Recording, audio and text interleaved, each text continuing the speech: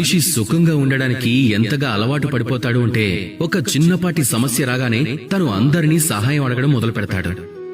తనకు సహాయం దొరుకుతుంది కూడా, తన ఆ సమస్య నుంచి బయటపడతాడు కూడా. కానీ ఈ సహాయం 2 క్షణాల పాటే ఉంటుంది. అలాగే దుఃఖం కూడా 2 క్షణాలే ఉంటుంది. ఇక ఈ 2 క్షణాల సహాయం కోసం మీరొకరికి జీవితాంతము రుణపడిపోయి ఉంటారు. ఇక మానవత్వం కారణంగా మీ లోపల కృతజ్ఞత మేల్కొంటుంది. ఇక ఆ కృతజ్ఞత ఏమిటంటే మీరు ఎప్పుడూ కూడా ఆ వ్యక్తి కంటే ముందుకు వెళ్ళలేరు. అందుకే జీవితంలో ఎప్పుడూ మిమ్మల్ని సిద్ధం చేసుకోవడానికి ప్రయత్నించండి. మీ జీవితంలోకి ఏ ఏ కష్టాలు, ఎలాంటి సమస్యలు రాబోతున్నాయో వాటన్నింటి కోసం. అసలు మరొక మార్గం అనేదే లేనప్పుడు మాత్రమే మీరు సహాయం అనేది అడగండి.